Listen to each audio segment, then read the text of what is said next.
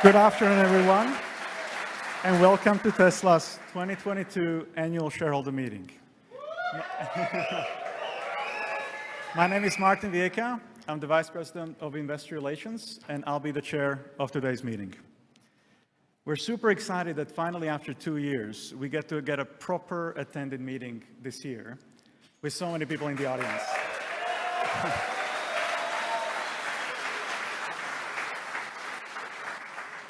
We have more people in the audience this year than we've ever had before.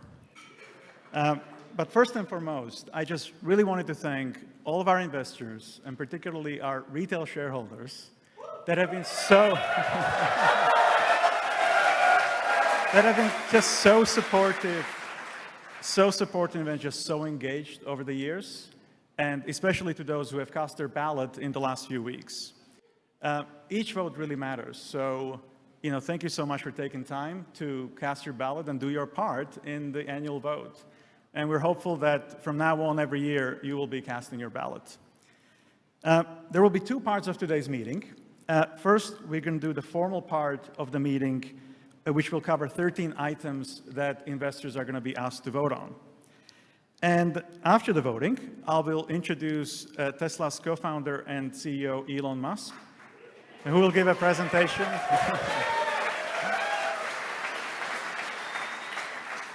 Who will give a presentation about Tesla and the year in review. At this time, I would like to thank members of the Tesla team and the board who are here with us today. A representative from PricewaterhouseCoopers, Tesla's independent auditor, is present on the phone as well. But before we begin, I would like to introduce you to our chair, Robin Denholm, chair of Tesla's board, who would like to say a few words.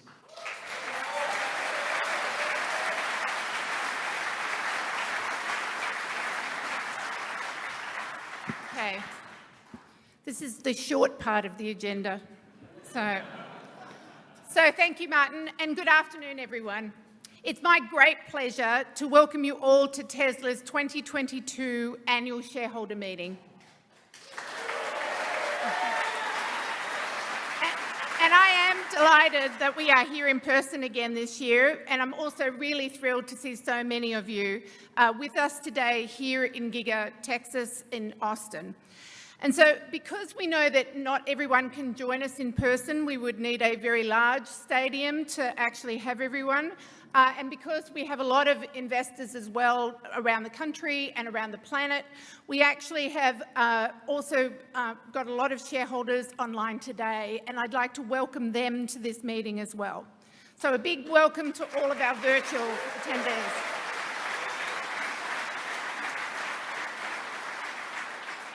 I would also like to thank our amazing investors and acknowledge you, because without you, we would not be here today. It is because of your support that we have become the company that we are, and that we have been able to make so much progress against our mission of accelerating the world's transition to sustainable energy. Last year alone, our global fleet of vehicles, energy storage and solar panels enabled our customers to avoid emitting 8.4 million metric tons of greenhouse gas emissions. And to put that in context, that means that we avoided emissions by using Tesla products last year. It was the equivalent of driving gas-powered cars for 20 billion miles. And that is 20 billion with a B.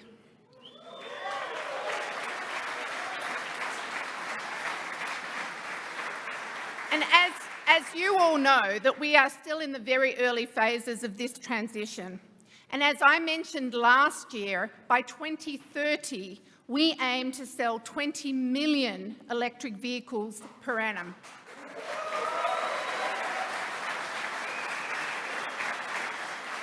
And we're making great progress towards achieving this goal. In June of this year, we achieved the highest vehicle production month in our history, despite supply headwinds and despite the shutdowns in Shanghai. And we continue to ramp our factories both here in Austin as well as in Germany. And most people know Tesla for our cars, but we are also making a great big impact with our solar and energy storage business as well. Last year alone, Tesla sold 4 gigawatt hours of energy storage products. That represents enough energy to power 3 million homes. Tesla's energy storage deployments have nearly quadrupled in the last 4 years, and last year represented over 15% of the gigawatt hours globally. Over the past decade, Tesla's solar panels have generated more electricity than has been consumed by our factories and by all of the Tesla cars fleet on the road combined. So in theory, today, all US domestic electricity needs, as well as the vehicle and transportation needs, could be met by solar power alone. We're also continuously working on reducing the cost of our solar and storage products in order to foster mass adoption. Using renewable energy sources like solar and wind with battery storage, it's fast becoming the cheapest energy option available. And as we continue to bring our costs down, more consumers will be able to not only have a positive impact on the environment, but it will also make economic sense to use renewable energy.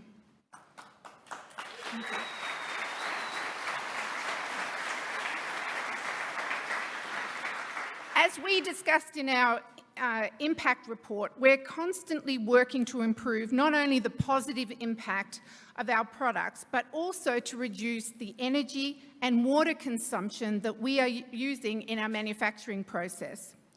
In fact, our goal is for all of our factories to be carbon neutral. And to that end, we are continuously innovating for energy efficiency by building increasingly sustainable factories, covering our rooftops with solar panels, leveraging AI to reduce the energy consumption, and utilising renewable energy as much as possible throughout all of our operations.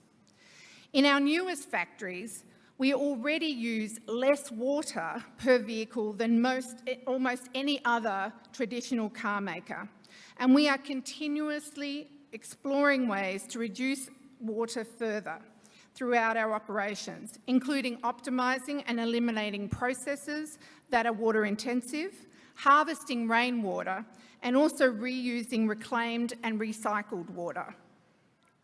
Sustainability is our main driver and motivator. It drives everything that we do. It drives our values and our mission as a company. It drives all of our employees, our shareholders, our customers, and it underscores everything that we do as directors. This month marks my 8th anniversary as a director at Tesla. And I, along with my fellow board members, many of whom are here today and online, who are here with us today, and we could not be more proud to serve as your board, to help ensure that the framework of governance needed to succeed in our mission. Our governance model has enabled us to remain focused on making decisions that matter, often bold decisions that unlock growth potential. Decisions like engineering and manufacturing EVs from the ground up, rather than being just a supplier of components. By building the world's largest lithium-ion battery factory today, and so that we can scale our operations efficiently. Making investments in an international network of stores, service centres and supercharging stations to expand customer convenience and access. And we remain dedicated to advancing your interests, your shareholder interests, and firmly believe that good governance is a hallmark of sustainability. Driving long-term value, protecting shareholder interests, and ensuring our actions are aligned with our values. Thank you.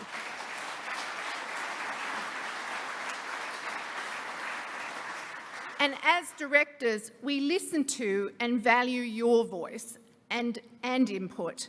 And whether it be by submitting comments and questions during our earnings calls, or communicating with us through our board portal, or attending and interacting with us at events like this, and this shareholder meeting today.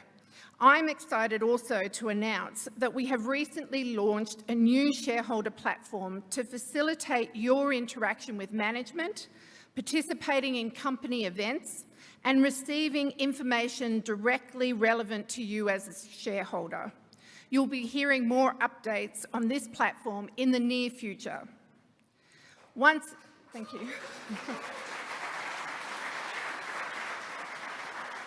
Once again, I want to thank you for your support and for continuing to be our partner along this incredible and important journey. I would also like to take this opportunity to thank all of Tesla's amazing employees around the world. You are the lifeblood of all of our achievements as a company. You're phenomenal.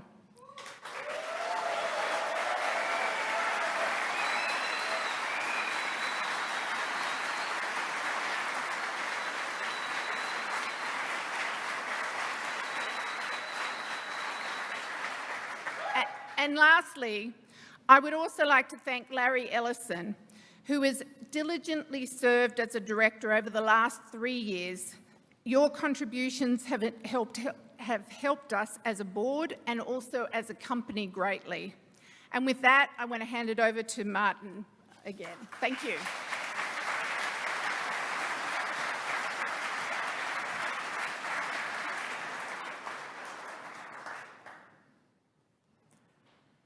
Thank you very much, Robin. I will now call the meeting to order. The time is now 4:42 Central Time PM, and I declare that the polls are now open. We have already received over the past few weeks voting proxies from our stockholders, meaning that almost all the votes have been counted, were already submitted before this meeting. However, if you wish to vote your shares, or if you would wish to change your vote, you may do so through the virtual meeting site. For those here in person, ballots and ballot boxes were made available for you prior to the meeting. Tesla's board of directors has appointed Computershare Trust Company to serve as an inspector of election for this meeting.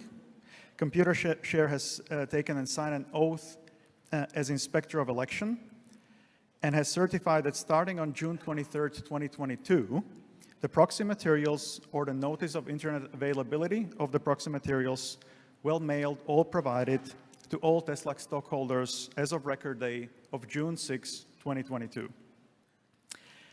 We have majority of outstanding shares represented at the meeting, so I declare that there's a quorum present and that we may proceed with a meeting. The items on the agenda are as follows. Number 1, the election of 2 Class 3 directors, Ira Enterprise and Kathleen Wilson-Thompson, to serve for a term of 3 years or until their respective successors are duly elected and qualified. If Proposal 2 of the agenda is approved, then Mr. Enterprise and Ms. Wilson-Thompson would serve for a term of 2 years or until their respective successors are duly elected and qualified. Number 2, to adopt amendments to our certificate of incorporation to reduce director terms to 2 years. Number 3, to adopt amendments to certificate of incorporation and bylaws to eliminate applicable supermajority voting requirements. Number 4, to adopt amendments or certificate of incorporation to increase the number of authorized shares of common stock by 4 billion common shares. Number 5, to ratify the appointment of PricewaterhouseCoopers LLP, Tesla's independent registered public accounting firm for the fiscal year 2022. Tesla's board has recommended that our stockholders vote for each of the director nominees and for each of those proposals. We have also received 8 stockholder proposals as described in our proxy statement. I would like to remind our stockholders that Tesla's board has prepared a statement in opposition to each of those proposals, which appear in our proxy statement. The first stockholder proposal is an advisory vote regarding proxy access. Our board has recommended that our stockholders vote against this stockholder proposal. This stockholder proposal is proposed by James McRitchie, who is on the line to present the proposal. Mr. McRitchie, I would like to invite you to speak. You have 3 minutes. Thank you. Tesla's opposition statement says the board recognizes proxy access is a topic of growing interest in the investor community. Unlike 79% of the S&P 500, our board has failed to adopt any provision to provide shareholders with a real voice in directly nominating board members, our representatives, on Tesla's corporate governance. Instead, the board promises to continue to monitor the topic. Tesla further argues our proposal provides no safeguards against corporate raiders to affect a change in control. Nonsense. Our proposal is limited by law to 500 words. It simply asks the board to allow long-term shareholders who've owned at least 3% of Tesla continuously for 3 years or more to be able to nominate directors. Nothing in the proposal is binding. If passed, it is up to the board to add necessary safeguards, as boards have done at hundreds of other companies. Getting more than 50% of the shareholder vote may mean little at Tesla. Our proposal to eliminate supermajority requirements at Tesla won 56% of the vote at our 2020 meeting. Yet we are still voting on it this year.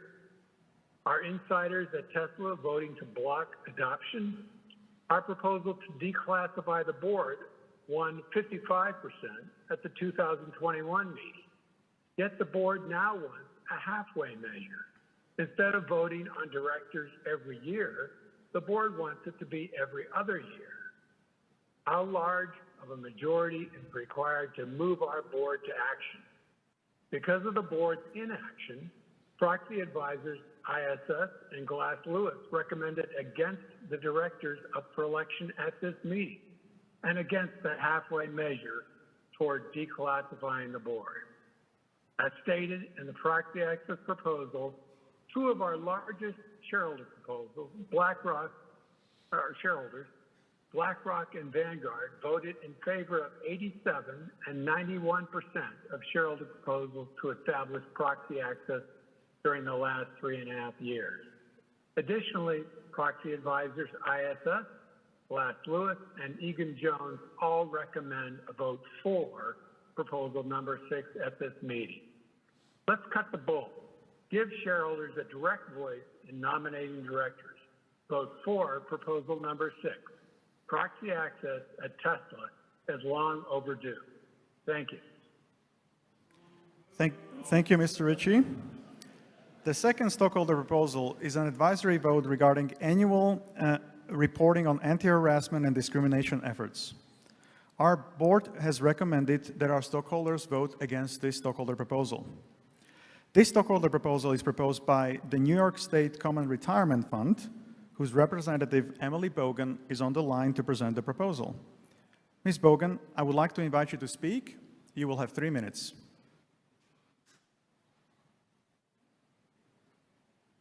Good afternoon.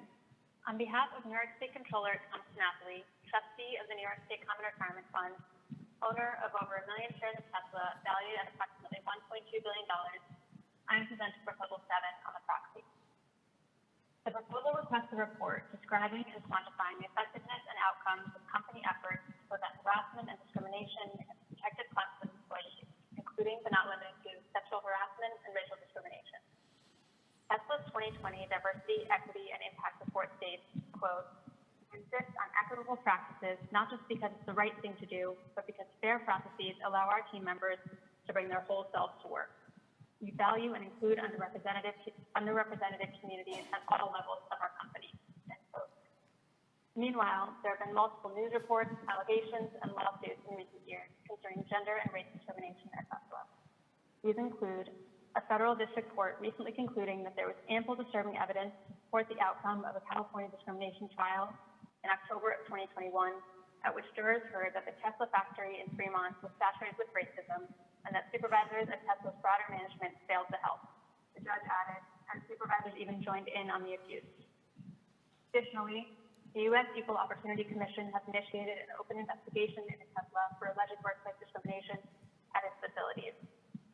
Finally, after receiving hundreds of Tesla's workers' complaints, the California Department of Fair Employment and Housing is suing the company over allegations of discrimination and harassment of Black employees at its San Francisco Bay Area factory. Shareholders need the information requested for the following reasons. First, it has been reported that most Tesla workers are subject to mandatory arbitration agreements. Consequently, transparency into the extent of workforce mismanagement is limited. Secondly, civil rights violations within the workplace can result in substantial costs to companies, including fines and penalties, legal costs, costs related to absenteeism, and reduced productivity. Thirdly, a company's failure to properly manage its workforce can damage corporate goodwill, making it more difficult to retain and recruit employees and jeopardize its relationship with its customers and partners. Lastly, a Deloitte Global Executive Survey on strategic risk found that the #1 risk concern for business executives surveyed from around the world is reputation damage. For all these reasons, shareholders want increased transparency into the requested data, policy, and practices so we can better evaluate whether the board is effectively exercising its oversight obligations, its efforts translate into improved performance in managing its workforce and reputation, and whether there's alignment between Tesla's stated policies and actions. Thank you for your consideration. Thank you, Ms. Bogan. The third stockholder proposal is an advisory vote regarding annual report on board diversity. Our board has recommended that our stockholders vote against this stockholder proposal. The stockholder proposal is proposed by Alex Lamb, whose representative Julia Cederholm from Arjuna Capital is on the line to present the proposal. Ms. Cederholm, I would like to invite you to speak. You will have 3 minutes. Good afternoon. My name is Julia Cederholm from investment management firm Arjuna Capital, and I move Proposal 8, asking the company to report on policies and practices to improve board diversity. That is, to attain racial and gender representation better aligned with the demographics of its employees and customers. Board diversity efforts are in the best interest of Tesla and its investors. Numerous studies show greater diversity leads to better company performance and increased shareholder value. Regulation has increased as the value of board diversity becomes more evident. At least 12 states have enacted or are considering board diversity requirements, and the NASDAQ requires companies attain at least 2 diverse directors. But more is needed. In a country comprised of 51% women and 42% minorities, current board diversity aspirations fall short. A board of directors whose diversity is reflective of its employee and customer base is better positioned to outperform. When a board includes diverse members, it can better recognize the unique needs and interests of its stakeholders. That is why 61% of investors believe boards should aim to reflect companies' customer base and broader societies in which they operate, according to a survey by Institutional Shareholder Services. Unfortunately, Tesla's board diversity is disproportionate with its employee base and U.S. demographics. The board remains majority white and majority male, despite a majority minority employee base. The board is made up of 25% racially or ethnically diverse directors, far below its employee base, which is 60% minorities. The board is also made up of only 25% women. Additionally, Tesla currently faces litigation with California State for failing to deal with allegations of systemic racism and sexism at the automaker. It's crucial Tesla addresses these issues head-on at the highest level of governance, its board of directors. While the company has said it's committed to board diversity, there are no quantitative board diversity goals. Such goals and transparent reporting are needed to create progress over time and hold the company accountable to its investors, employees, and customers. I urge you to support Proposal 8, requesting Tesla further diversify its board to reflect its employee and customer base. Such action can better position our company to respond to stakeholders' needs and concerns and ultimately improve performance. Thank you for your support of Proposal 8. Thank you, Mr. Cederholm. The fourth stockholder proposal is an advisory vote regarding reporting on employee arbitration. Our board has recommended to vote against this stockholder proposal. The stockholder proposal is proposed by Nia Impact Capital, whose representative Christine Hall is here to present the proposal. Dr. Hall, I would like to invite you to speak. You will have 3 minutes.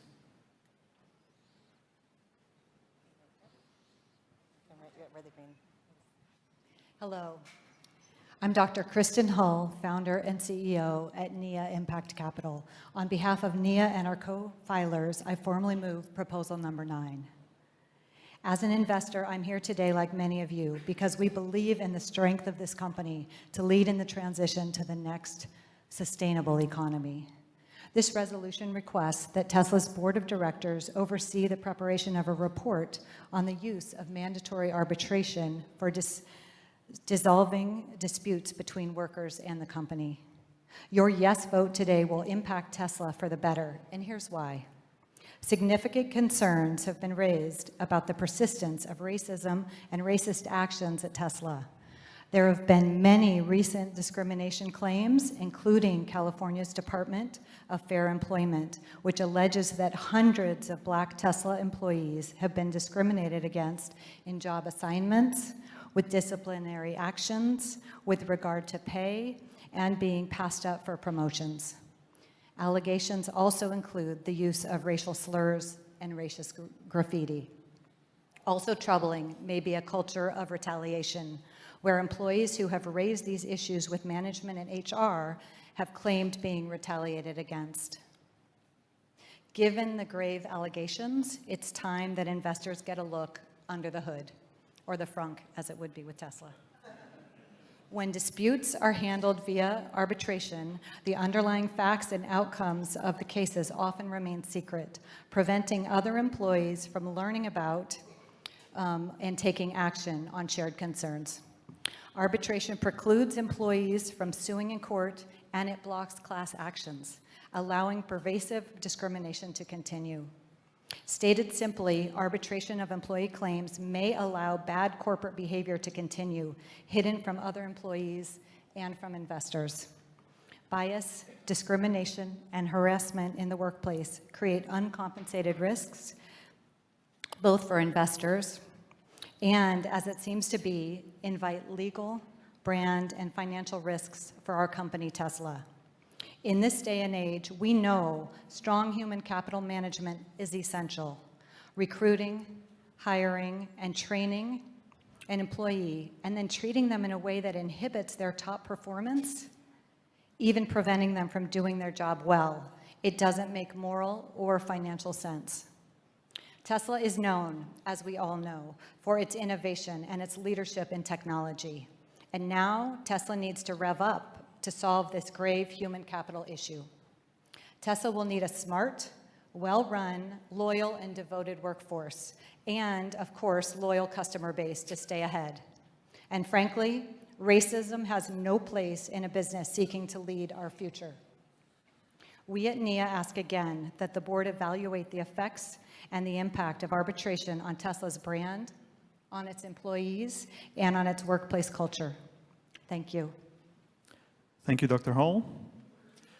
The 5th stockholder proposal is an advisory vote regarding reporting on lobbying. Our board has recommended that our stockholders vote against this stockholder proposal. This stockholder proposal is proposed by the Nathan Cummings Foundation, whose representative, Lara Campos, is on the line to present the proposal. Ms. Campos, I would like to invite you to speak. You will have 3 minutes.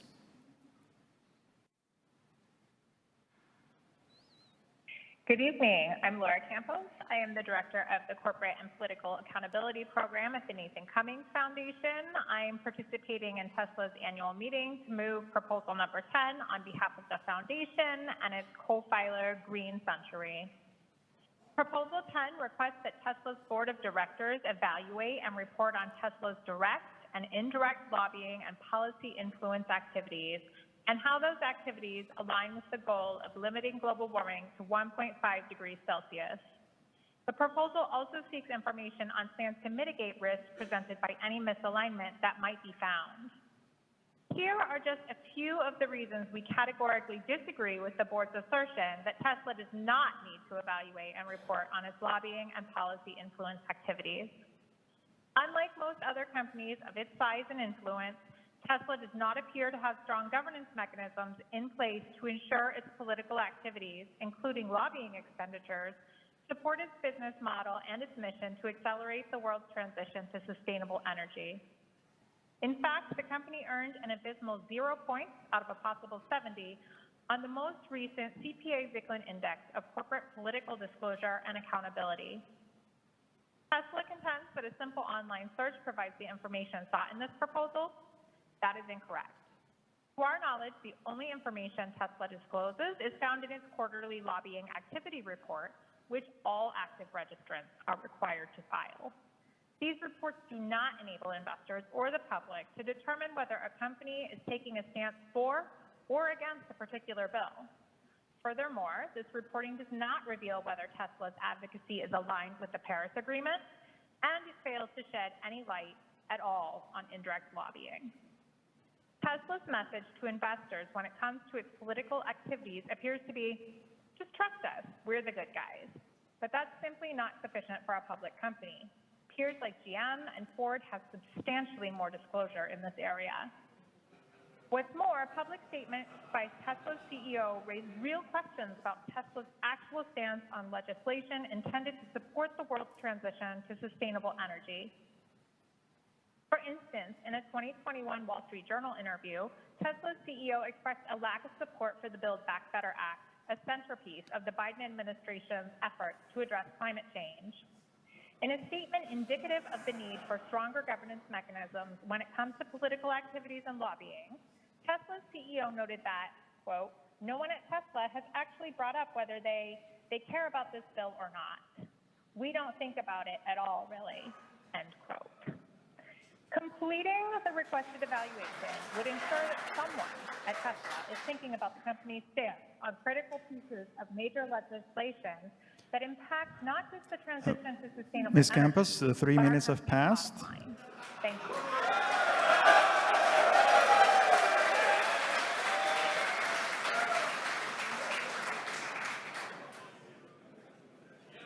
Thank you very much. The sixth stockholder proposal is an advisory vote regarding the adoption of freedom of association and collective bargaining policy. Our board has recommended that our stockholders vote against this stockholder proposal. The stockholder proposal is proposed by Christian Pauli, who has prepared a pre-recorded message. Hello shareholders, members of the board. My name is Christine Pauli. With support of the Shareholder Association for Research and Education and co-filers at Domini Impact Investments and SOC Investment Group, I wish to advance number 11 on Tesla's proxy statement, urging adoption of a policy to respect rights to freedom of association and collective bargaining in the company's operations. These rights can enhance shareholder value through improving health and safety, encouraging training and skills development, increasing productivity, promoting diversity, equity, and inclusion, and strengthening human rights due diligence.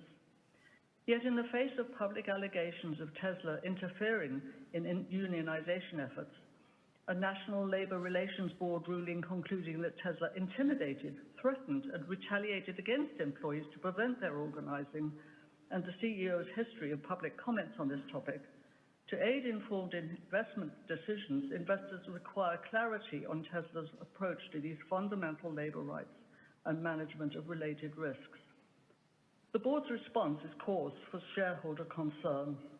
Although the board states its commitment to human rights, Tesla's human rights policy omits mention of freedom of association or collective bargaining. The board points to Tesla's supplier code of conduct, which does include respecting the rights of workers to form and join trade unions. But in fact, this policy does not apply to operations, creating a double standard. The NLRB findings already mentioned challenge the board's claim that the company complies with all applicable laws, and often local laws fail to adequately protect these rights. Tesla's peers, including Ford, General Motors, and Goodyear, explicitly reference freedom of association in their human rights policies, which do apply to operations. Even non-unionized peers, including Toyota, Volkswagen, and BMW, have statements that respect rights of freedom of association or collective bargaining that apparently apply to operations. But Tesla's governance gap on freedom of association and collective bargaining represents material, reputational, regulatory, legal, and operational risk and creates workforce uncertainty. In the post-pandemic context of workforce organizing efforts at other major companies and growing interest in unionization, an explicit commitment to freedom of association and collective bargaining is essential. We urge the board to clarify the company's policies and practices to respect rights to freedom of association and collective bargaining in its operations. Fellow shareholders, I urge you to vote for this proposal. Thank you. Thank you, Ms. Pauli. The seventh stockholder proposal is an advisory vote regarding additional reporting on child labor. Our board has recommended that our stockholders vote against this stockholder proposal. The stockholder proposal is proposed by the Sisters of the Good Shepherd, whose representative, Sister Winifred Dorothy, is on the line to present the proposal. Sister Dorothy, I would like to invite you to speak. You will have 3 minutes.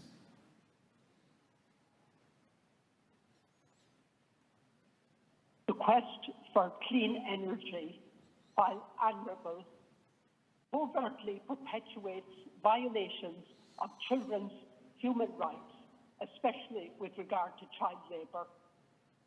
Good evening, and thank you for this opportunity. My name is Winifred Doherty, and I am representing the Sisters of the Good Shepherd, New York Province, which is a Tesla shareholder and the lead filer of this proposal, requesting Tesla issue a public report on how it will eradicate child labour in its factory supply chain by 2025. I hereby move Proposal 12 and encourage your support for this proposal. This ask is supported by the New York State Common Retirement Fund and international rights advocates. The Sisters of the Good Shepherd support the education and sustainable development of children and their families in cobalt mining communities in the Democratic Republic of Congo. Good Shepherd mission partners have witnessed firsthand the harms on the health, development, and education of children who are exploited by child labour and cheap labour and often enticed to work by a few coins. The harsh working conditions, lack of safety standards, and reports of abuse place every child at risk. Poverty, injury, and in some cases, even death is a daily reality. Article 32 of the Rights of the Child states that the child has the right to be protected from economic exploitation and from performing any work that is likely to be hazardous to or interfere with the child's education or to be harmful to the child's health or physical, mental, spiritual, moral, or social development. Despite Tesla's claim that no child labour has been detected in its EV battery supply chains, the company faces a class action lawsuit for allegedly aiding and abetting in the death and serious injury of children who claim they were working in cobalt mines in their supply chains.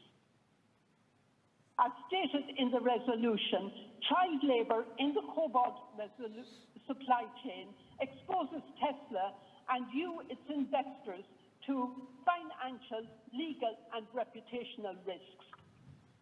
We demand supplier criteria that are binding, enforceable and regularly monitored by independent auditors for compliance with international laws prohibiting child labour and with the company's own written policy. Sister Dorothy, I would like to remind you that 3 minutes have passed.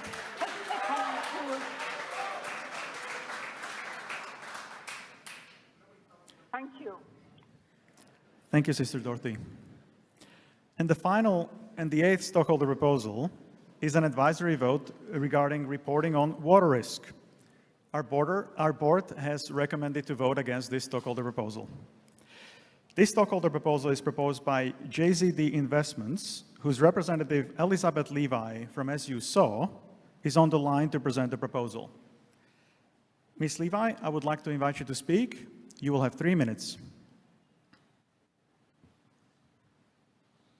Good afternoon. afternoon, Chairman, members of the board. My name is Elizabeth Levy. Thank you for the opportunity to present proposal number 13. Climate change is causing more intense droughts globally, and those droughts are predicted to worsen. This climate change-related water scarcity poses material risks to our company. Large water-reliant manufacturing plants, including our companies, are facing increasing competition from high-value uses such as drinking water and agriculture, among others. This competition for water resources will only become stronger. Tesla's automotive manufacturing uses significant amounts of water. Many of Tesla's plants operate in water-stressed areas where our company's water use has generated public and ongoing controversy. Tesla's supply chains are also increasingly subject to water risk. While Tesla has provided information on global water efficiency and is exploring ways to reduce water consumption, shareholders have no meaningful way to put these actions into context. Generalized company-wide water use data does not address the issue of location-based risk. Each location in which Tesla operates is unique in its water risk. Every region has different levels of water strain and scarcity, use, and competition. Without site-specific use information, investors cannot accurately assess material risk. Such risks include the potential for operations disruptions due to climate-related water depletion, overconsumption, or competition. The company also fails to address how it can reduce the contentiousness of its interactions with communities in water-constrained areas, which increasingly poses reputational risk to the company. Disclosing water use information will increase public goodwill and will provide investors with the data necessary to assess water-related risk. This is not a choice between making good vehicles and providing the requested data. As one of the top 10 valued companies globally, Tesla has the resources and the know-how to do both. Thank you. Thank you, Ms. Levi. Please note that now is the final opportunity to submit any proxies in order for them to be counted. I declare that the polls are now closed.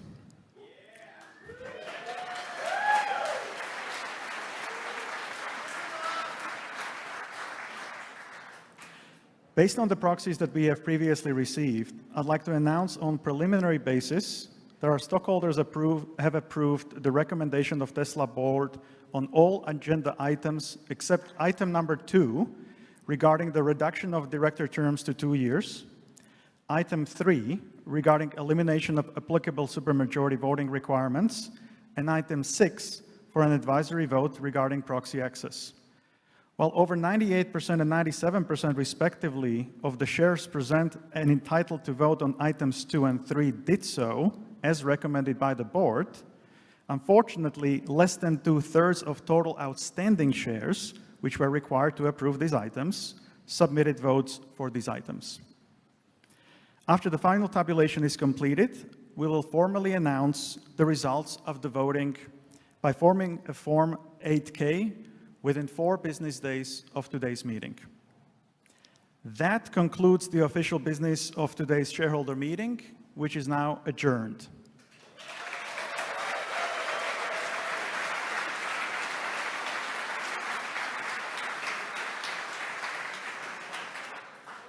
We will now move into the company update presentation by Elon.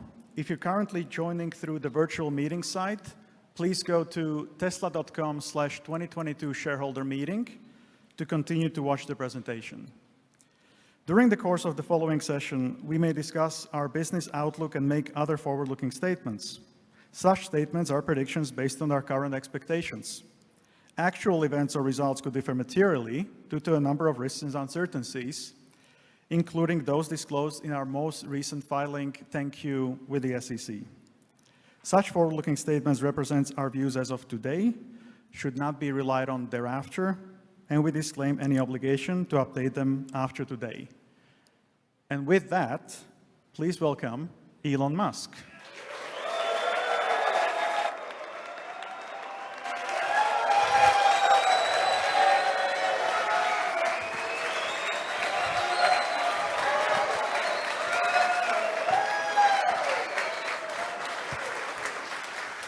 Welcome.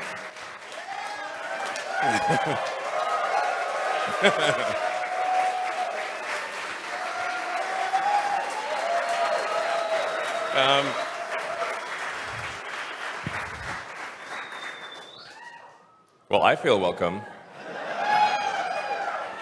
So, well, it's great to see everyone here. Welcome.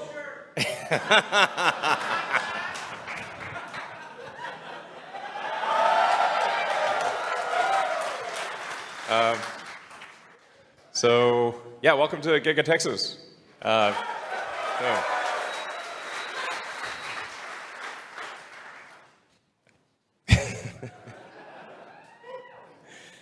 All right, so let's see. I'll go over, kind of recount the year. It's been an amazing year. The Tesla team has done amazing work. And I have to say, like, one of the things that I was like, what do you enjoy most in life? I really, being able to work with a super talented group of people and manufacture those products and deliver them to people and make people happy from those products that's one of the best things in life.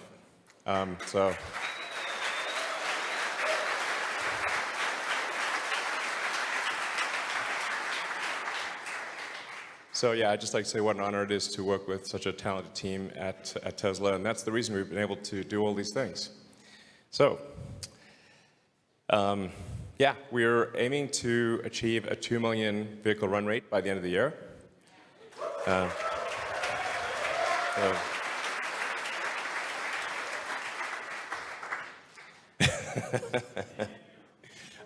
This is the best crowd. I mean,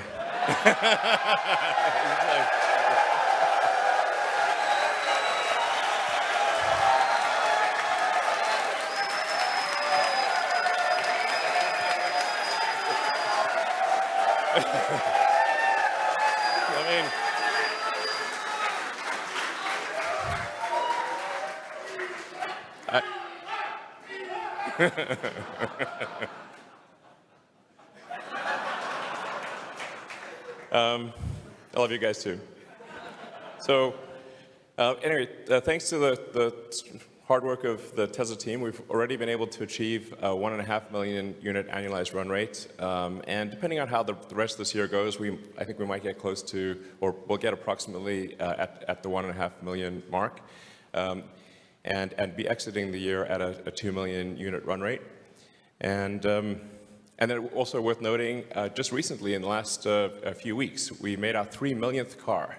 So, yeah.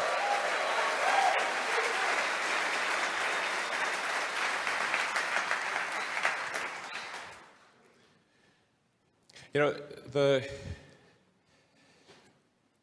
it's pretty wild to think, like, 10 years ago, where things were, you know?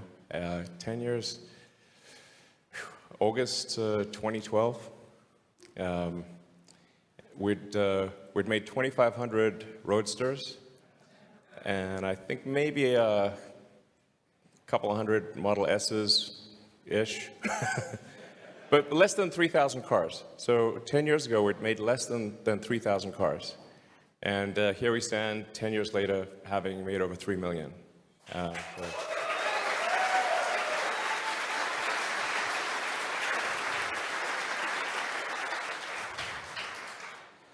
And actually, this is one of the cleanest exponentials I've, you know, it looks like one of those sort of, you know, business plan presentation things that doesn't actually come true, but, you know, you see it in the venture capital business plan situation.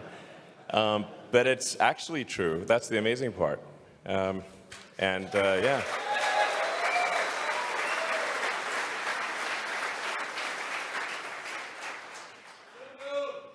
Yeah. Yeah. Yeah, we're doing okay on demand.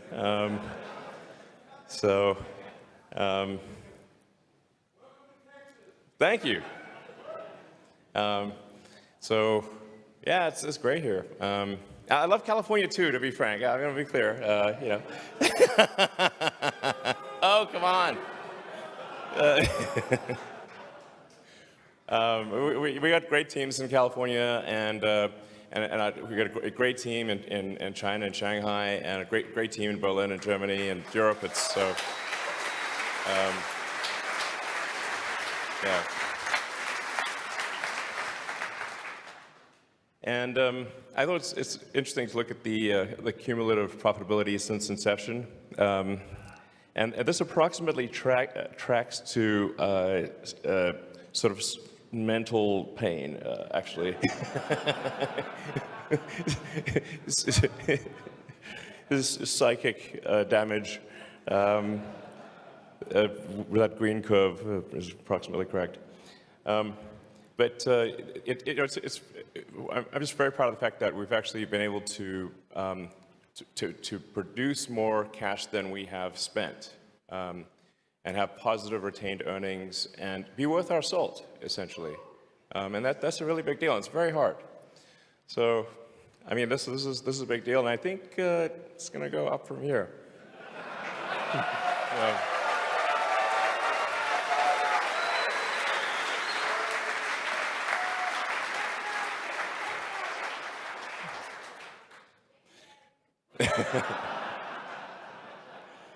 So you can see we obviously had some challenges there in 2017, and then but since then our free cash flow generation has been very good and trending upwards, and this is really before autonomy really kicks in. We have autonomy to some degree, but solving autonomy is will really be an amplification of free cash flow to a degree that is, you run the numbers and it's like, wow, can it really be that crazy? But it could be that crazy. This year, I swear.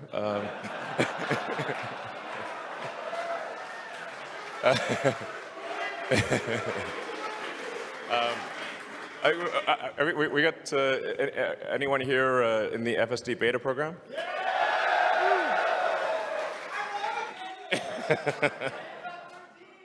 Sweet. Yeah, no, totally. Okay, well, I thought. All right. I thought you might ask that. So, because it's 10.13, we've been working on for a while, and actually, what's sort of happened is we've made some pretty significant architectural improvements. So it's really going to be more than a 10.12 to 10.13 release. It might, I don't want to speak too soon, it might qualify for 10.69. So it's got to earn that, obviously. Can't just throw that out, But there's a lot of improvements, and especially in complex left turns. And yeah, we're going to solve Chuck's turn. Yes, 100%.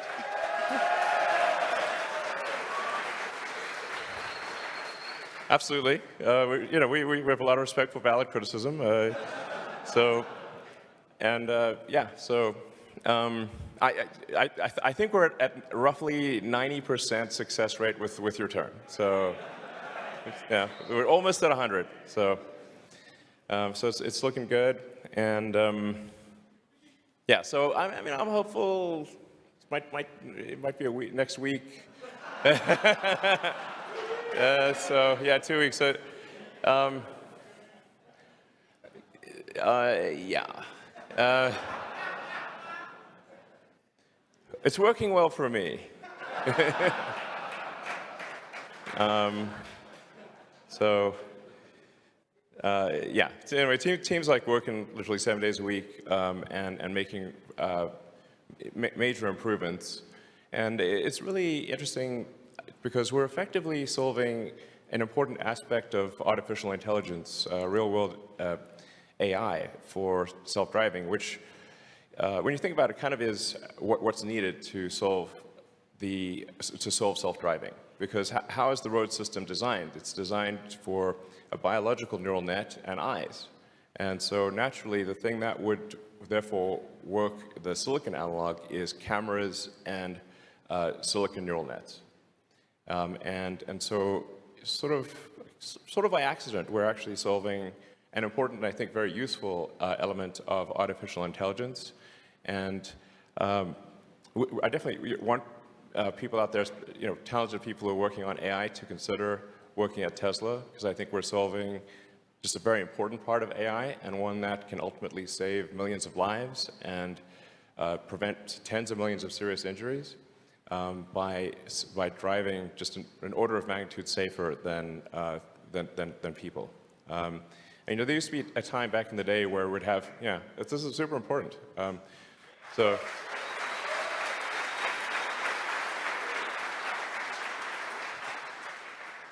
I mean, there used to be a time when we'd have elevator operators, and it was normal to have elevator operators and have like a big relay and stuff. But every now and again you make a mistake and shear somebody in half. So I'd be like, oh, okay. Then we went to automated elevators, and you press a button and you go to your floor and it just works. And that's kind of how it's going to be in the future with cars. So.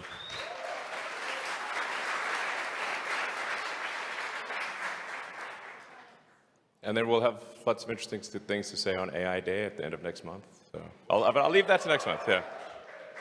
So, when we started out here, obviously we were told electric cars were impossible, and even if you could make an electric car with a couple hundred miles range, then nobody would buy it anyway, because people just love gasoline cars. So, when we started out, it was dumb to start a car company, and then dumb squared to do an electric car company. And we were told, you're never going to make money, etc. And we didn't for a while, but now we have the highest operating margin in the whole industry. So.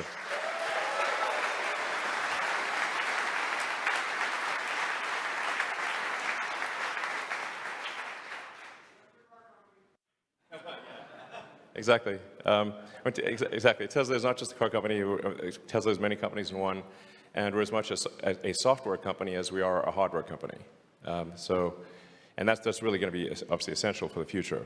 And software, both in the car and obviously with neural net training, but also software in the factory as well. So you can think of the factory as a giant cybernetic collective. So a factory is just an enormous cybernetic collective of humans and machines and software. And the better the software is, the better that cybernetic collective works. I don't think other OEMs think like that. But that's what it is. So, there's a lot of talk of competition among electric vehicles, but really, the EVs electric vehicles are taking market share from gasoline cars. So, yeah. So, and from a Tesla standpoint, we obviously welcome this, and we're very excited to see that the big car companies are embracing electric vehicles. If you were to rewind their press releases to 5 years ago, that was not the case. They were, not saying nice things about electric vehicles five years ago. But now, I believe almost every major car company in the world has embraced electrification and agrees that it is the right path. And this is really what we set out to do with Tesla. It was not to get maximum market share or anything. It was really try to show the auto industry that it was possible to go electric, and that if you made compelling electric cars, people would buy them. And that's what's happened. And I think that's really profound. So, yeah.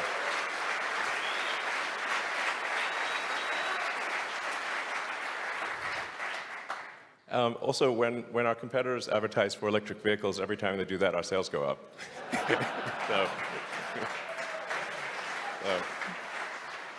It's pretty funny. Yeah. But we do, we have open sourced all our patents, so they can use our patents for free, and so we're helping out, and I think it's sort of a mutual prosperity thing, and it's good. So. Yeah, so Model Y. you don't want, definitely don't want to count chickens until they're hatched, but I think we're tracking to have Model Y be the highest selling vehicle by revenue this year, and the highest by unit volume next year. So.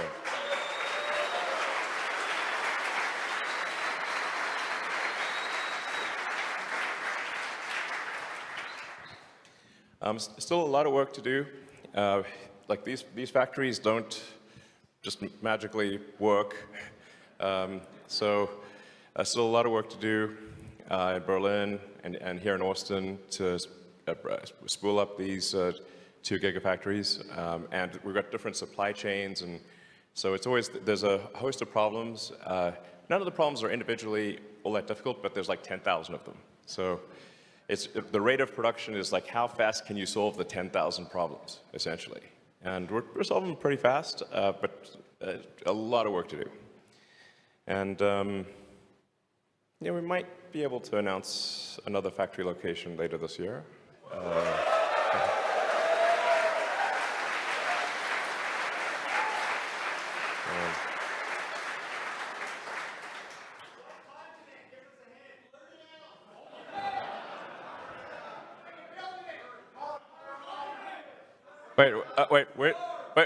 Where should we?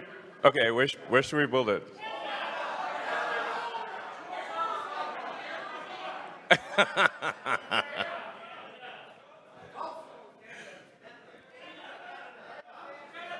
Okay, we got a lot of candidates.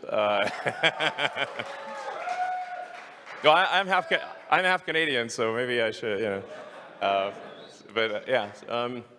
Well, I think ultimately we'll end up building, I don't know, probably at least 10 or 12 gigafactories, and there will be really gigafactories like output, aiming for average output of like 1.5 to 2 million units per factory, which is enormous. So.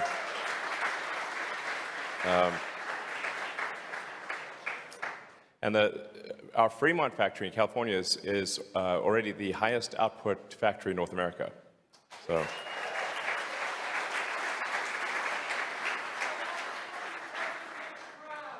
Sorry? How long before Texas takes the crown? Well, I think we'll have a friendly competition between Texas, California, Berlin. Shanghai is hard to beat, I have to say. Shanghai is our Shanghai team is just awesome. So they're yeah, anyway. great team there. So with respect to, sometimes you get this sort of, these bogus attacks of like EVs are somehow worse than gasoline cars, which is not true. The average life cycle emissions of an EV are dramatically lower than that of a gasoline car. I'm kind of telling you things you already know. But every now and again you think surely this nonsense has been put to bed, but it pops up again. But it's obviously an electric car is just dramatically lower CO2 lifetime than a gasoline car. So anyway, that's kind of obvious. Now this is a thing that I think is super cool. If you add up all the energy produced over the last 10 years by Tesla solar panels, it is more energy than was used to manufacture all of our cars and charge all of our cars at superchargers and at home. This is like,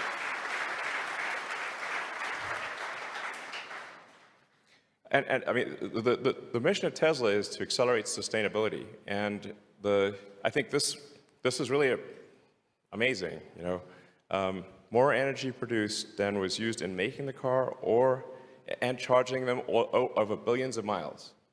So, and we're going to keep obviously increasing our solar activity and vehicles and try to keep these on par.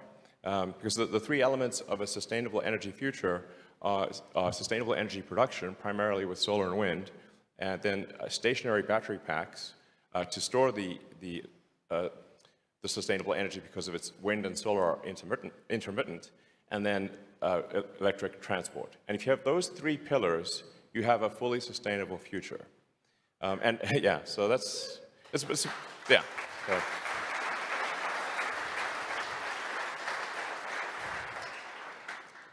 And obviously, battery packs are very recyclable. You can think of it like high-grade ore. Do you want to, crunch up a bunch of rocks or crunch up a battery pack, which is like super high-grade ore? So it's a no-brainer to recycle battery packs. And we are already recycling. I should point this out. So sometimes people wonder what's happening. We're already recycling at over 50 a week in Nevada. So Tesla battery recycling is already underway, has been underway, and is scaling up. Now, cars are lasting quite a long time, so there's not that many batteries to actually recycle, because you kind of have to typically wait like 12 years or something, like quite a long time before the battery actually is no longer useful. Sometimes 15 years. So recycling starts off small, but then it becomes very significant long term.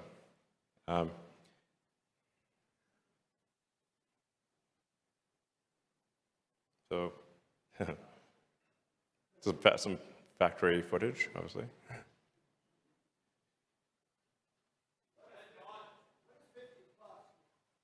Just 50 packs a week. Yeah. So, yeah, that's what I was saying. Like, there's actually just not that many packs to recycle because there's not, the vast majority of them are still in use.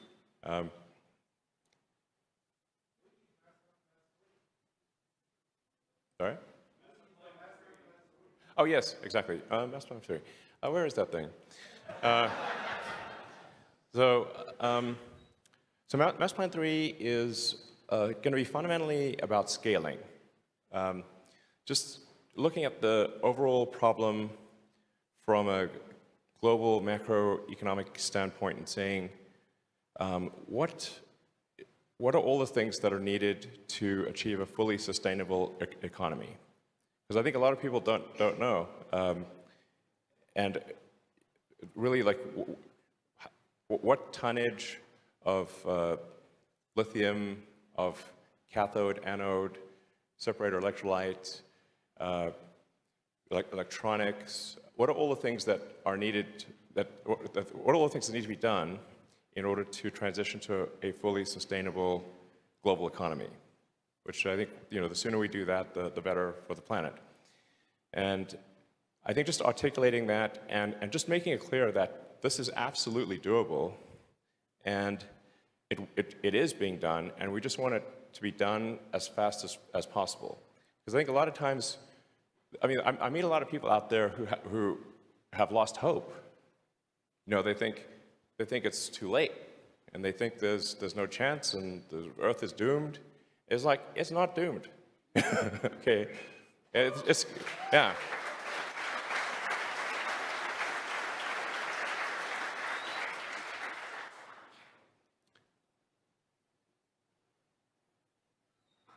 Yeah. Earth can and will be saved. Yeah.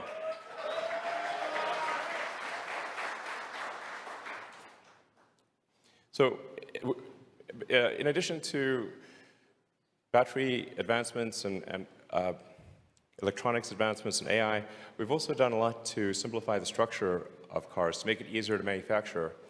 And one of the things we've done is create the largest castings that have ever been done. And they're very complex castings. And so we're able to take 171 pieces of metal and go from 171 pieces to 2. And in the process, make it lighter, stiffer, with better ride handling, better noise, vibration, harshness, better sealing against water. So it's really better in every way. And yeah, so.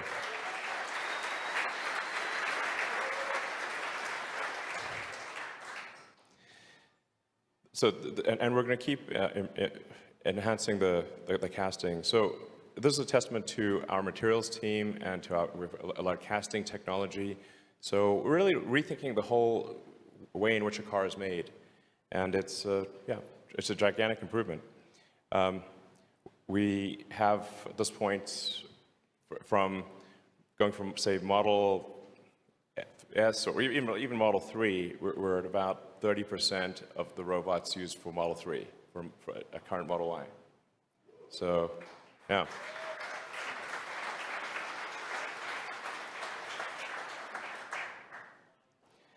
We've also improved the layout of the factory. So the factory is sort of a single, or close to a single monolithic factory with a very straightforward flow. Fremont, we do a lot in Fremont, but the flow is complex, and it's not an easy flow. So we're really rethinking the factory, and I think if the really long-term sustainable advantage of Tesla will be manufacturing. I mentioned this before, but obviously everyone will have electric cars. All manufacturers will have electric cars, and eventually, it'll probably take longer than they think, but eventually all cars will be self-driving. And the thing that will be hardest to replicate is Tesla's manufacturing technology. So this is actually very important from a long-term standpoint.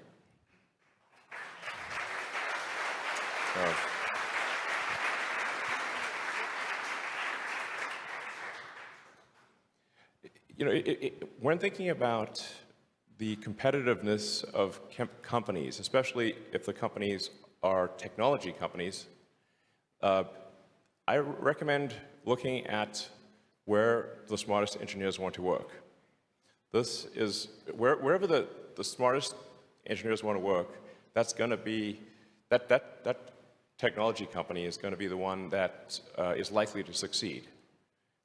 Just like if it's a pro sports team, where are the ace players going? Okay, probably that team will win. So we put a lot of effort into ensuring that the best engineers in the world want to work at Tesla. And frankly, sometimes Tesla's number one, sometimes SpaceX number one, but so this was just like last year. And we do actually, for those curious and maybe want to work at either SpaceX or Tesla, we do allow people to move from one company to the other if they would like. So if you want to spend a better time working on electric vehicles, better time spending working on rockets, you can, that's cool. We support that. So, yeah.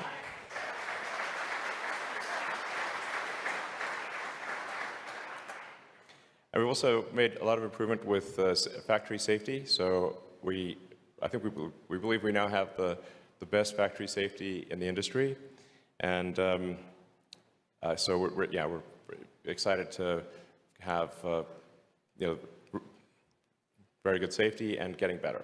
So, yeah.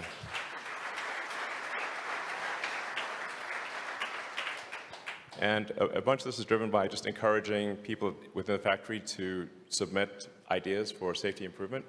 And we've passed our goal of 3 suggestions per employee this year. And this really is the game changer for improving safety. So, and yeah. You don't have to clap after every slide unless you really want to, but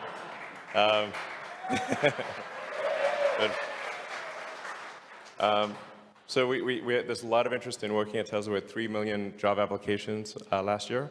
So, sorry? Yeah, it's true. So a lot of interest in working at Tesla. Now, some people may occasionally have encountered a supercharger that didn't work, but in general, the uptime of our superchargers is extremely good. And we just try to make it super smooth, and because our superchargers are always connected, like the car is always connected, our feedback loop for fixing a supercharger is very quick. And obviously, we keep upgrading the supercharger capability. We're now at version 3. We'll start rolling out version 4, I don't know, maybe next year. So the superchargers get better and better, and who knows, yeah. Actually, I don't want to give away but let's just say that there's some cool stuff happening on the supercharging front. So,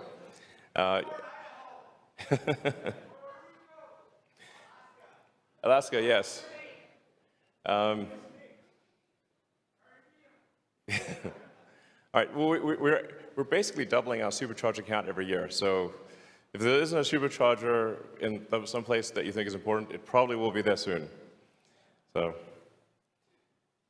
we've also made a lot of progress on safety. So our cars are already the safest in the industry.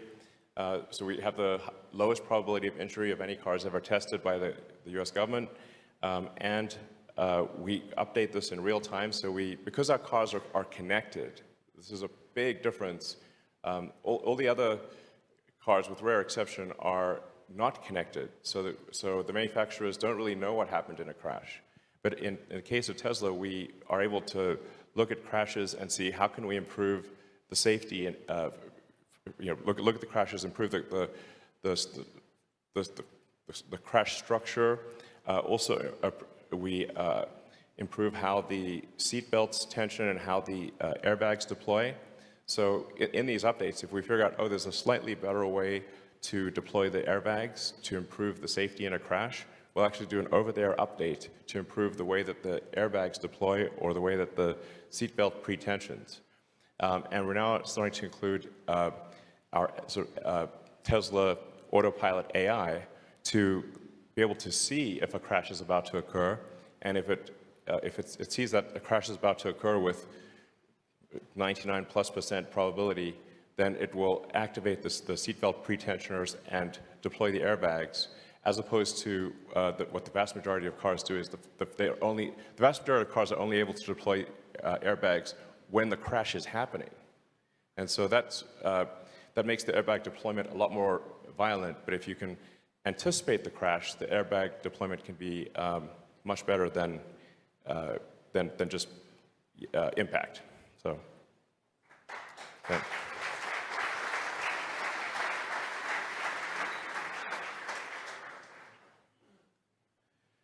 We're also seeing FSD beta grow very rapidly, and this is definitely going to go very exponential in miles driven. So we're now at over 40 million miles, and I suspect by the end of this year we'll be, I don't know, well over 100 million miles. So, and we're still tracking very much to have widespread deployment of FSD beta this year in North America. So yeah.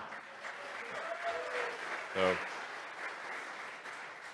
I should say, if basically FSD beta will be available to anyone who requests it by the end of this year. So.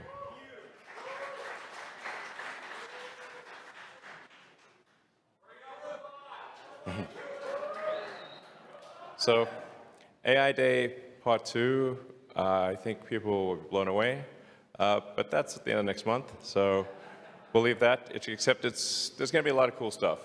So, I'm sort of surprised that people, or at least like analysts out there, are not really understanding the importance of the Optimus robot. My guess is Optimus will be more valuable than the car than long term. And in fact, it'll, I think, turn the whole notion of what's an economy on its head. At the point at which you have no shortage of labor, an economy is GDP per capita. If you do not have a capita constraint, then the economy just can be arbitrarily huge. So, yeah, it's sort of crazy. Anyway, and thank you for voting. So, your vote matters, and it's great to have direct contact with individual shareholders. And thank you for voting to support our proposals.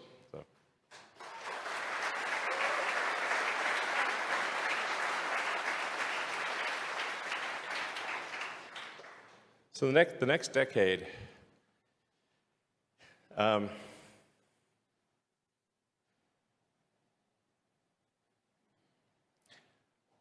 wonder how many cars we'll have in 10 years. 10 years ago, we had less than 3,000 cars. Now we've made 3 million. 300 million.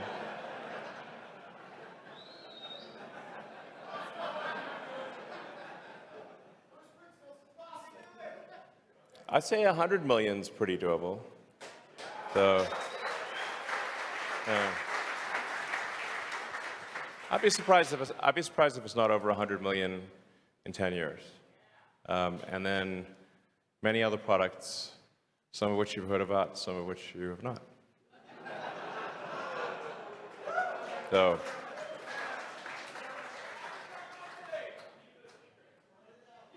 blurt it out. All right. So we've got some questions from the internet that were voted to the top. So I'll answer these questions, and then we'll take just questions from the audience. So one of the questions is, how does Tesla intend to utilize cash in the coming years? Will we increase CapEx? Well, I guess you can read the question. Share buybacks, dividends, or acquisitions? Well, it's interesting, Tesla has actually done very few acquisitions. Apart from the Solar City acquisition, it was the only really big acquisition we did, and then the next largest would be Tesla Groman. But Tesla's actually used a remarkably small amount of its equity to do acquisitions compared to other companies. The vast majority of our growth, basically 90% of our growth, has been organic, which I think is actually a really good thing. But if we do see interesting companies, we will acquire them. But it's quite rare for us to acquire a company. But we are interested in companies that are very good at manufacturing automation, software, AI, manufacturing technology in general, that kind of thing. We certainly will increase CapEx. I mean, we're actually spending we're spending CapEx money and R&D money as fast as we can do so without wasting it. So this is not a constraint. If we try to spend it any faster, we'd just be wasting money. So we're cranking hard on CapEx and R&D. Depending on what our future cash flow looks like, I think a sort of share buyback is possible. I wouldn't want to commit to that, but well, let's just make sure that there's not some force majeure event somewhere. I think we want to make sure we have plenty of capital, and that future cash flow is looking very solid, and the world is relatively stable, and then I think share buyback is on the table. Yeah.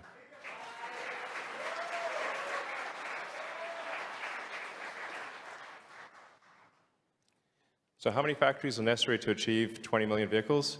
I think probably roughly a dozen.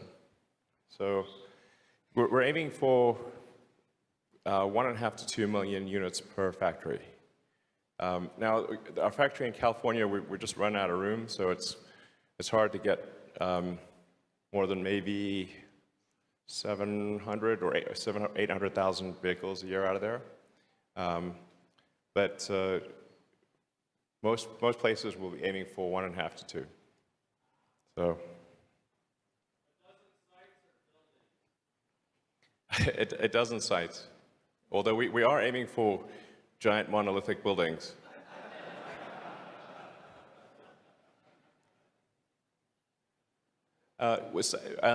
Cybertruck pricing, it was unveiled in 2019, and the reservation was $99. So, a lot has changed since then.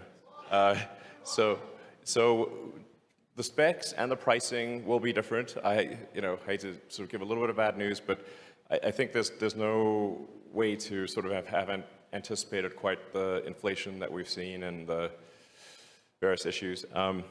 But what I can say is that the Cybertruck will be one hell of a product, and it's going to be like a damn fine machine. So, yeah.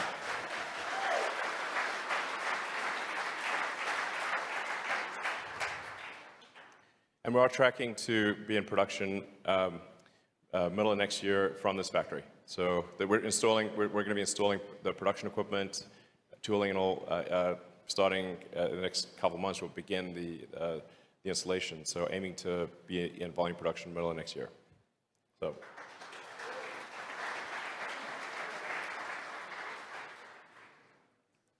Now, what could possibly go wrong in answering this question?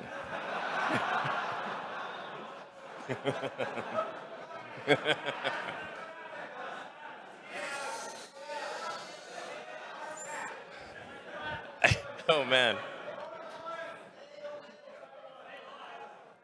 All right, so,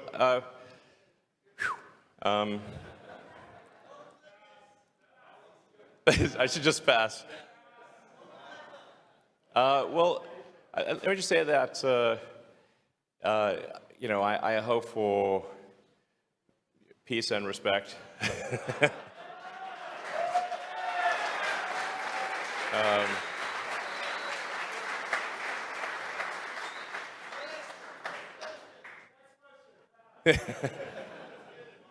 Fair enough.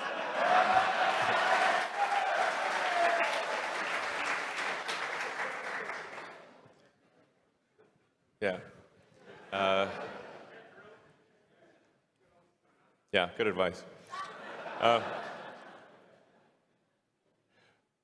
So we're deploying superchargers wherever we see the greatest need. Now, sometimes the greatest need is in some place that is extremely difficult to get permits. Like getting a permit in Malibu was nuts. Like, it was next level. That took years.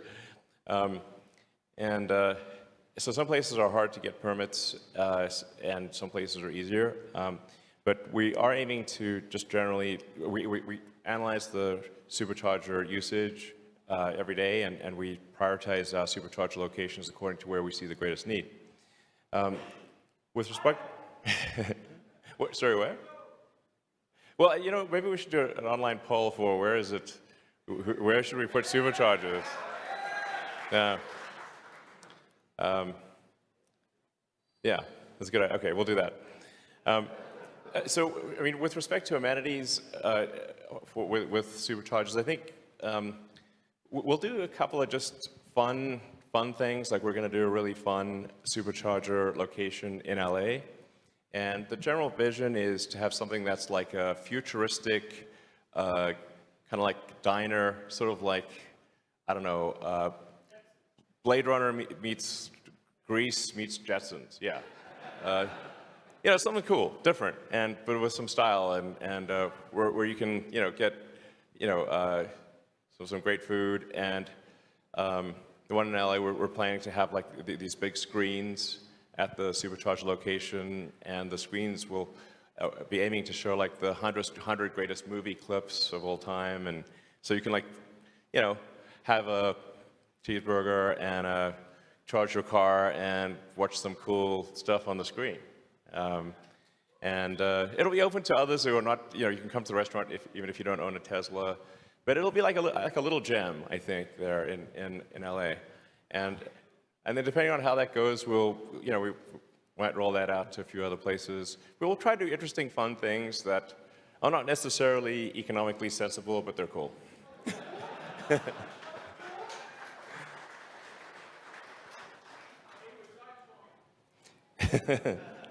So, 4680.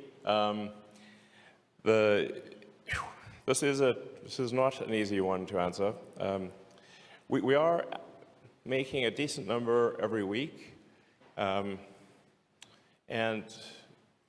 I think we will be in high volume production by the end of this year.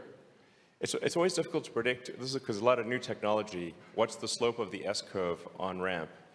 And except that I'm confident we will get to the high production rate, but it's probably end of this year before we get confidently to a high production rate.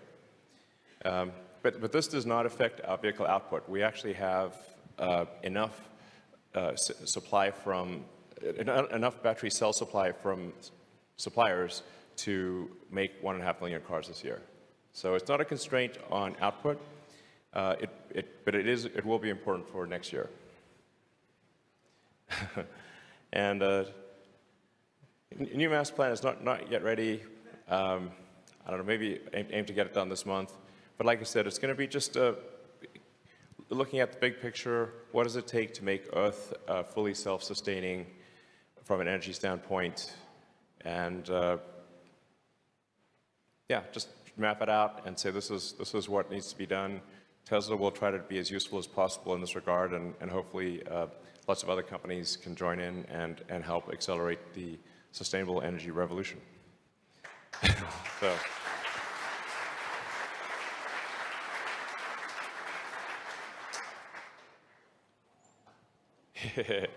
With peak inflation behind us. So the inflation question is interesting because we do get a fair bit of insight into where prices of things are going over time. Because when you're making millions of cars, you have to purchase commodities many months in advance of when they're needed. Like, so you need to tell, because it's a very long supply chain with a tremendous amount of inertia. So we sort of have some insight into where prices are headed over time. And the interesting thing that we're seeing now is that most of our commodities, most of the things that go into a Tesla, not all, but I don't know, more than half, the prices are trending down in 6 months, 6 months from now. Now this could change, obviously, but the trend is down, which suggests that we are past peak inflation. Now, making macroeconomic prognostications is a recipe for disaster, but my guess is that we're past peak inflation, and that we will have a recession. I think it will be a relatively mild recession. Sort of, but I'm just guessing here. This is total speculation. But I would guess it's a mild recession for, I don't know, 18 months or something like that. It would be my best guess right now. We don't have fundamental capital misallocations in the U.S. as we have had in the past, like leading up to 2008, where we were building primary housing units at twice the rate of household formation, which obviously doesn't make sense. And there were a lot of companies that were over-levered. The leverage or debt that companies have right now is relatively low. So, yeah, I would say probably, mild, moderate recession, maybe 18 months-ish. And I think inflation is going to drop rapidly. That's my guess. I don't know. What do you guys think? Sound about right? Okay, great. All right, cool. Yeah, the Tesla robot essentially changing the economy. Like, how can we base an economy on automation, AI? With the full self-driving that's being implemented, you're going to have a full fleet of vehicles that can drive themselves. You'll have these robots that can go and get into your vehicle and place things. Will you be moving to a rental model, or how will you base a Tesla model on selling cars whenever these cars are fully automated, can drive wherever they would like, and hopefully would be applicable to having multiple people use the vehicle instead of just one person? Yeah, so it's interesting to think about an autonomous car because, when you drive around, look at how many cars are parked. Like, they're just parking lots full of cars everywhere because cars need a driver, and so most of the time they're doing nothing. Typically a passenger car is going to be like 12 hours a week or something like that of usage. Now, if it's autonomous, maybe it can get to 50 or 60 hours of usage. Then that's sort of, 4 or 5-fold improvement in the utility of a car. But the interesting thing is that the car still costs the same. So in that scenario, at least for some period of time, the effective gross margin on an autonomous car kind of boggles the mind. So in terms of how the cars will be operated, I think it would be, just you'd have the option of owning a car, using a car just occasionally when you need it, like an auto Uber or something like that. And there would be people, and then an owner of a car could decide that they want to use their car or they want to add or subtract it to the fleet. So I think it would end up being some kind of combination of like Airbnb and Uber or something like that. So sometimes you can go all the way from owning it to renting it sometimes, to renting it a lot, to completely renting it. But the utility of the car will just be mind-blowingly great. And then, like I said, Optimus will really bring the future to now. So,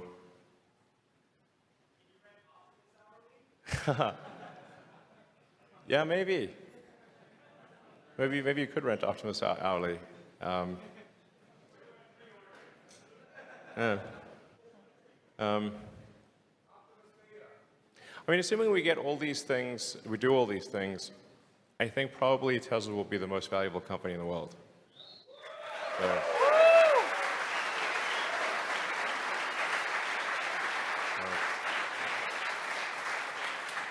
Elon, hi.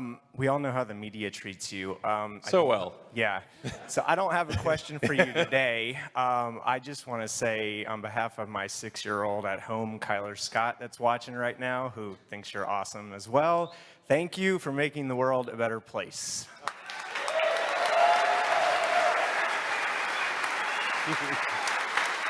Thank you.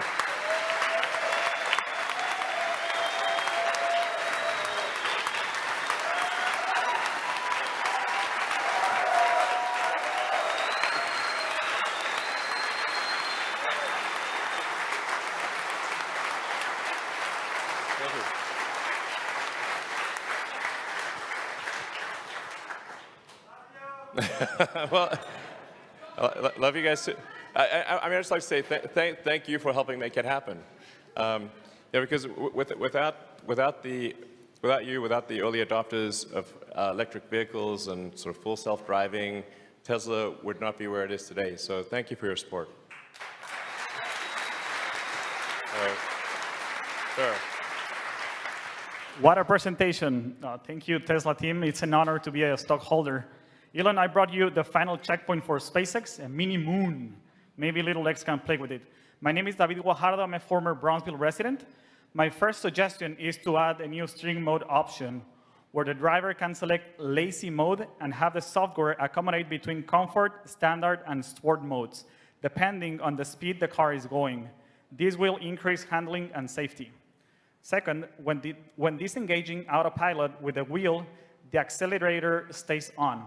Please fix it. Last one, weeks ago, talking to Mr. Sam Patel at Starbase, I told him that the team should add a tab in the SpaceX website and disclose what type of skills and preparation are going to be needed from us to accomplish the greatest adventure ever in human history, going to Mars. All right, well, thanks for the suggestions. Those are good suggestions. Thank you. All right. Sure. Hi.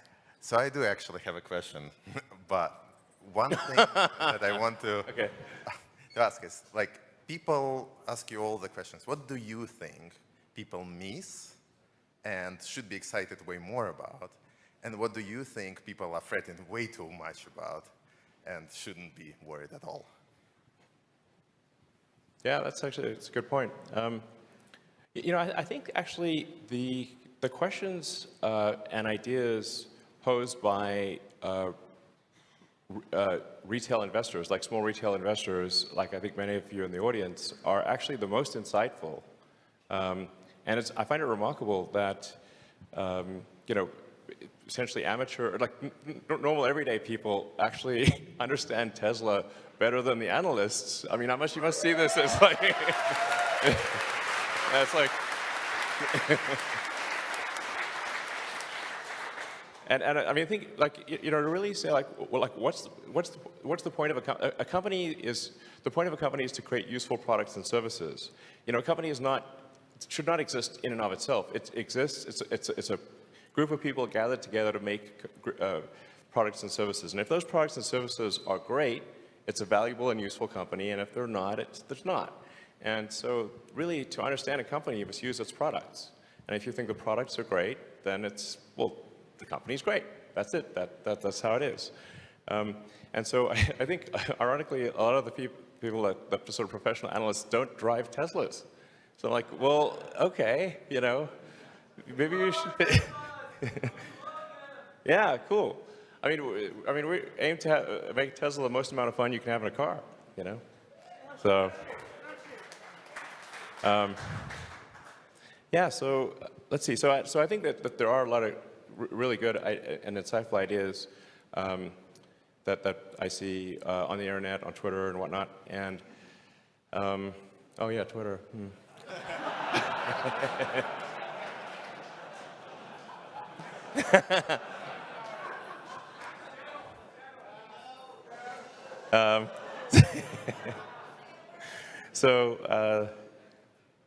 Yeah, so let's see. I think sometimes people fret a bit too much about short-term things which are clearly just, you know, just bumps in the road type of thing, where there might be a supplier shortage or you know, some shutdown in some part of the world. But really, those things are, you know, are clearly just kind of one-off items and don't really matter for the long term. The sort of, you know, the trend, if you like looking at the sort of cumulative output and cumulative miles driven, and you can see that cumulative output is a very clean exponential. And it's so, you know, so I guess sometimes people fret a little bit too much about this quarter or that quarter, but you know, if you're a shareholder, a company is really like the net present value of future cash flows. And so what is you know, one quarter is not really a big deal. I think if you see people panicking, then instead of saying, oh man, my stock's gone down, there's a buying opportunity. So.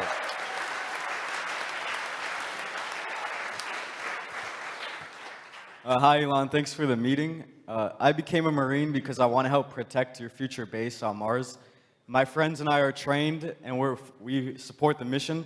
Would you be open to this idea? Yeah, Space Marines, absolutely. Yeah. Yeah.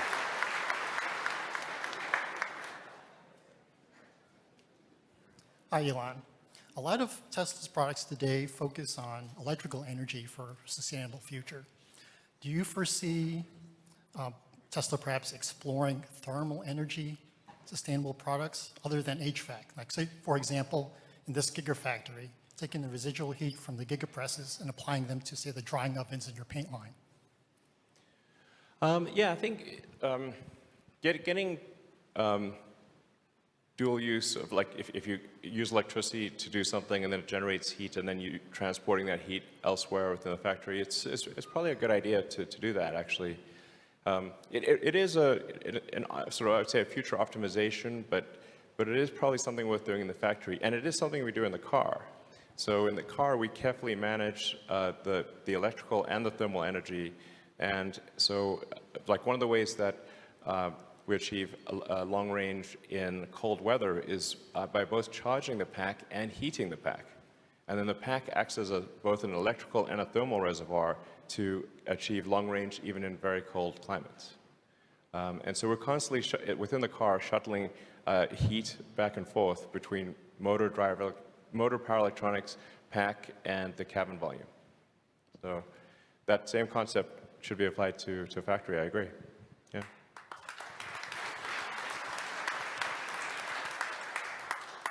Elon, what's up, man? My name is Justin. Some know me as SMD Capital on Twitter. I had the #1 voted question last earnings about scaling to extreme size. I have another big question I think a lot of people would want to know. In regards to when would Tesla launch their first pilot city for the Tesla network, the robotaxi business?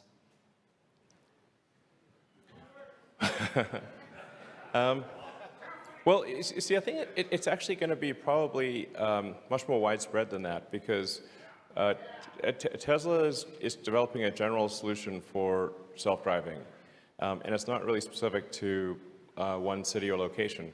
Now, there's different regulatory requirements in various cities and states, so some locations will offer regulatory approval sooner than others, but we are aiming for a general solution. In fact, if you created a sort of a randomly generated alternate Earth, our system would still work. Like literally, like you had some sort of computer-generated Earth that obeyed roughly the same rules as current Earth. Our system is sufficiently generalized that it would work in a computer-generated alternate Earth. So, yeah. So anyway, so.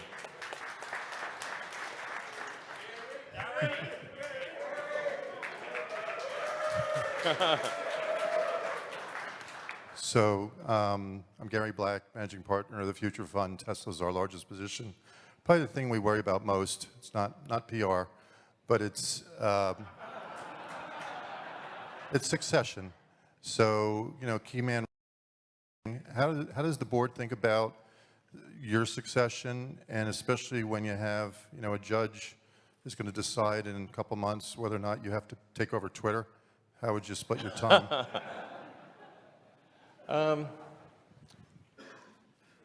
Well, I think Tesla is definitely gathering a lot of momentum, and we have a very exciting product roadmap that will last a long time. So now, obviously, execution against that roadmap is difficult because these are not simple products. They're not copies of what anyone else is doing. They're new things. But I intend to stay with Tesla as long as I can be useful. I can be most useful, I think, on the product design and manufacturing. So basically factory design, product design, and sort of manufacturing optimization. So, and we do have a very talented team here. So I think Tesla, would continue to do very well even if I was kidnapped by aliens. or went back to my home planet, maybe.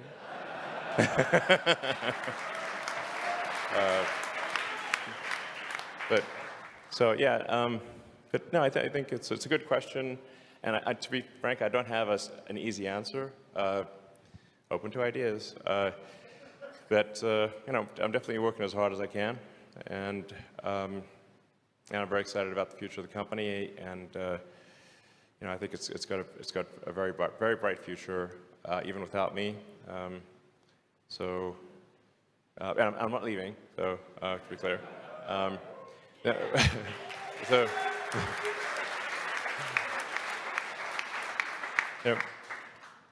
I obviously have to be a little careful about what I say about Twitter, because there's this lawsuit and stuff. So sometimes people get bent out of shape. But I do use Twitter a lot, so it's not like I'm randomly going around wanting to acquire companies or something. I'm not like a hedge fund. I'm not a hedge fund or a private equity firm or something. So, in fact, the only two publicly traded securities I own are Tesla and Twitter. That's it. So, and I think in the case of Twitter, since I use it a lot, shoot myself in the foot a lot, dig my grave, etc. But I think I do understand the product quite well, so I think I've got a good sense of where to point the engineering team at Twitter to make it radically better. I do sort of have a grander vision for what I thought X.com or X Corporation could have been back in the day. It's a pretty grand vision, and now obviously that could be started from scratch, but I think Twitter would help accelerate that by 3 to 5 years. So it's kind of like something I've thought would be quite useful for a long time, I know what to do. Don't have to have Twitter for that, but it's like I said, it's probably at least a 3-year accelerant. And I think it's something that will be very useful to the world. So.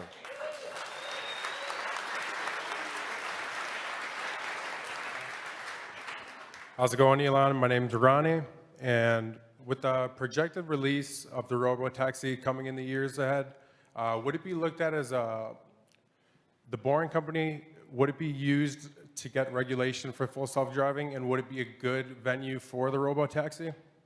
Also, my little brother Zane says hi, owns all Tesla Hot Wheels. Okay, cool. Well, I said hi to him back. So, yeah, Boring Company is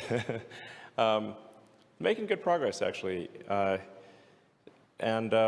know, for the longest time, people, like I'd give a talk somewhere and people say, what are opportunities you know about? I was like, tunnels. And they'd be like, for 5 years I said, if somebody could just do a tunneling company, we can solve traffic and we can have also very high-speed transport between cities.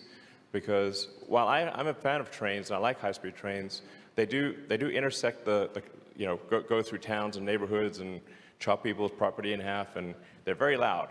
So, but I want to be clear, I'm pro-train. Sometimes the train people, you know, I take every opportunity to go on interesting trains. So, but if you have a sort of a much simplified version of the Hyperloop, it's really just Teslas in a tunnel that's depressurized. You can go between cities super fast and without disrupting the stuff above ground. So that's kind of the vision for the Boring Company, is to make roads 3D and have sort of an arbitrary number of layers of roads. And I think you can solve essentially any traffic problem in any city if you go 3D with tunnels, so multiple layers of tunnels going from, you know, connecting the city. And you can also turn a lot of the streets into parks, because you won't need them. You won't need to have cars on the roads. You won't need parking. So I think Boring Company, I think, is capable of much more transformation than it may seem. And we actually have an operational tunnel in Vegas right now. So yeah, if you go to Vegas, go to Resorts World, and you can hop in the tunnel and go to the convention center. And like, yeah, and you can pay in Doge. Exactly. I'm doing what I can to support Doge. So,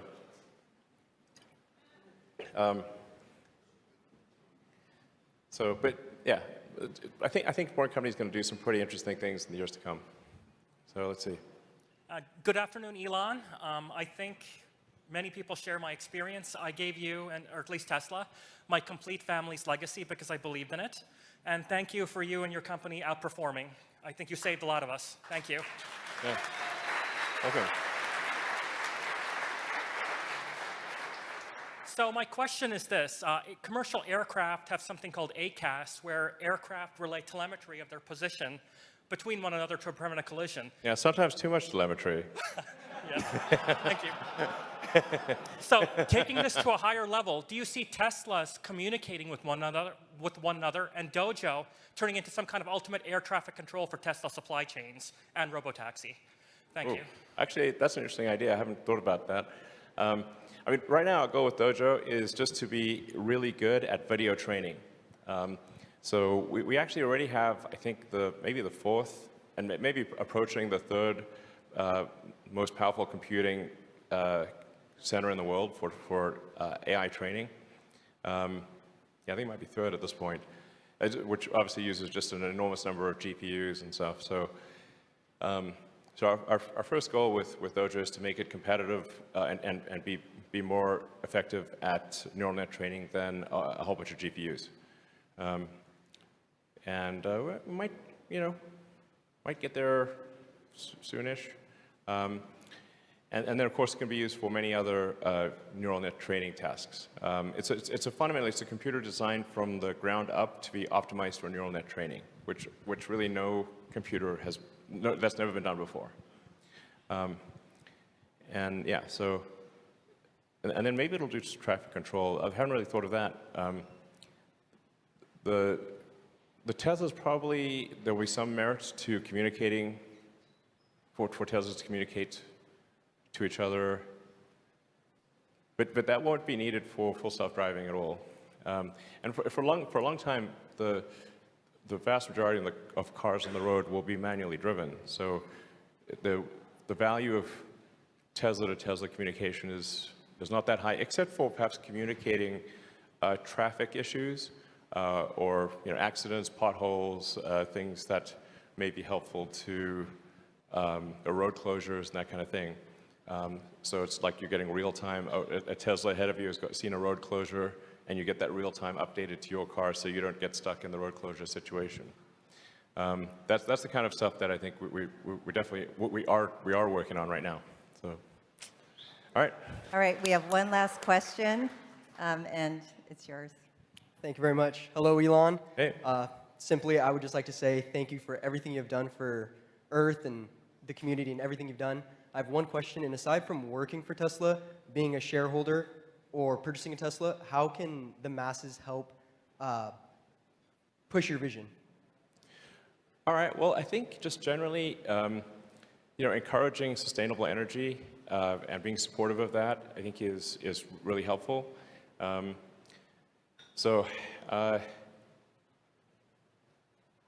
I say you're doing great so far.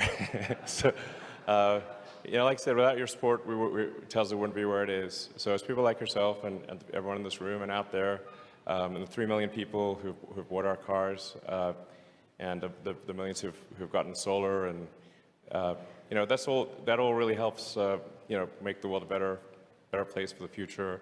And I'd say, definitely, I'd like to sort of convey a message of optimism about the future. And if we work, really hard to accelerate sustainable energy, sustainable transport, the future will be good. And I think just make sure people know that. And I'm not suggesting complacency at all. I'm literally saying if we work hard towards a sustainable future, we will achieve it. And the future was bright. So. Thank you very much. Thank you. Thank you very much. All right. All right. Thanks, guys. Thank you. Thank you.